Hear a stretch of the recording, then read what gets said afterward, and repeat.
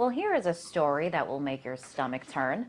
A French study that was just released finds rats that are fed genetically engineered corn suffered from tumors and severe organ damage. This is in the wake of a battle going down in California over big agro businesses like Monsanto and proponents of food labeling. Proposition 37 would require all food that contain genetically modified organisms, or GMOs as they're known, to be labeled. Such a move could have a major impact on what food people buy and eat. To discuss, I'm joined now by Alexis Badenmeyer, Political Director of the Organic Consumers Association. Alexis is also part of the California Right to Know campaign that is fighting to label GMO foods. Alexis, welcome. Thank you. So we see what's happening to rats being fed GMOs. Is this what can happen to humans?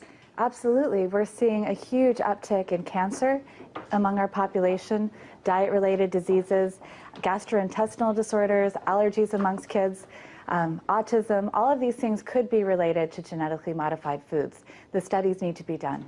But is there any study connecting the ailments that you just listed specifically to GMOs? Well, the study that came out yesterday is a very important one. This is the first study that's looking at the effects on rats of eating genetically modified foods over their lifetimes. Human beings in the United States are also part of this study. The way the study was conducted, they gave the rats the genetically modified corn. They gave them the genetically modified corn with the herbicide that the corn is used with.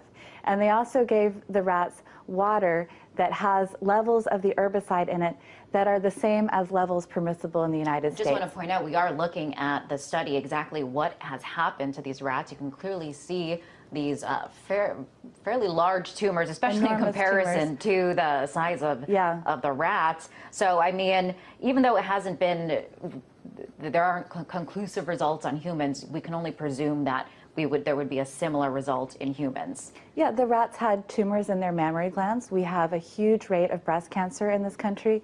Why are we having a rate of cancer that's subjecting about half of us to cancer in our lifetimes? It's probably because of our diet, and it very well may likely be related to genetically modified foods.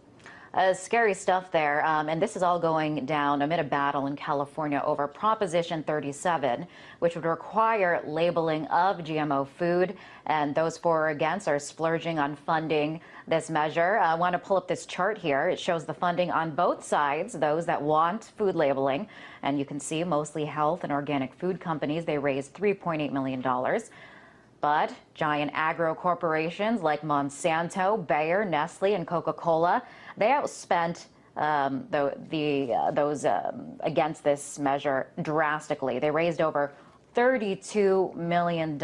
So, I mean, Alexis, does Proposition 37 stand a chance when you're looking at huge spending on lobbying against it?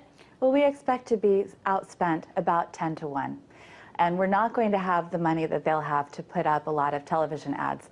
We're relying on the consumers who care about this issue to spread our television and radio ads via email, via social networks, to tell their friends, to engage in our phone bank. We're organizing a phone bank all around the country to call California voters. So we need volunteers, and we need the small contributions to put out this campaign and give ourselves a chance. But I think we're going to win. 9 out of 10 people support labeling. And so no matter what lies they hear, even if the other side is able to drop that support significantly, I still think that we can beat them. So I hope everyone will get involved. You just said 9 out of 10 people support labeling. I mean, that's a huge majority there. Why is there such a fight against getting labels on the food that we're putting into our bodies? Well, as you mentioned, it's all about money. In a race like this, the voters get to choose, but politicians are a lot more susceptible, I believe, to the influence of large corporations when their campaigns depend on raising money from companies like Monsanto. So Congress hasn't been able to stand up to Monsanto, but I think the voters of California can. Now, let's say this does pass and we do get labeling on our food. What do you think the consequences of that will be? How will that affect the types of food we see in our grocery stores and ultimately what the American people eat? Well, we already see people choosing organic whenever they can, when it's available and when they can afford it. So I think we'll continue to see organic grow as it already has. But in Europe, a lot of the companies, rather than labeling their food as containing genetically modified ingredients, chose to take those ingredients out. That would be the best case scenario. And I hope that the companies work with their consciences and want to serve safe food to the public. So let's say this does pass in California. Do you think that will have a ripple effect on other states? Absolutely. California is the 7th largest economy in the world, and 10% of grocery stores are in California. So I can't really imagine companies labeling things differently for the California market than they do for the rest of the country. And lastly, just want to ask you to put into context how widespread GMOs are. How can you describe, when somebody goes to the grocery store and we're looking at aisle upon aisle, how much of that food actually contains GMOs? About 80% of all processed foods contain genetically modified ingredients, and that's according to the Grocery Manufacturers Association. And they're one of the groups that is opposing our right to know about genetically modified foods. So they admit that it's in there. The difficulty is, figuring out which ingredients. But what I tell folks is, if you avoid the worst ingredients, if you're avoiding trans fats, high fructose corn syrup, you're going to be cutting out GMOs from your diet. But, it's just overwhelming, the amount of products that contain these ingredients. Absolutely. And the study just came out that shows that, or I guess that proves or doesn't prove, because of course, when you buy organic, it's more expensive. And a study just came out that says that just because it's organic doesn't necessarily mean that it's healthier.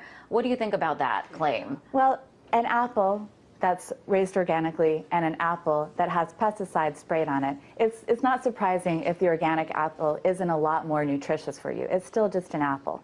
But you're avoiding all of these toxins that are probably giving us cancer and creating a whole raft of diseases. So wouldn't you still choose the organic apple, even if you weren't convinced that it might have more vitamins in it? I mean, pesticides and chemicals certainly don't seem, it doesn't sound healthy. I'd rather keep that out of my body if possible. Alexis, very interesting. Thank you so much for coming on the show. That was Alexis Baden-Mayer, Political Director of the Organic Consumers Association.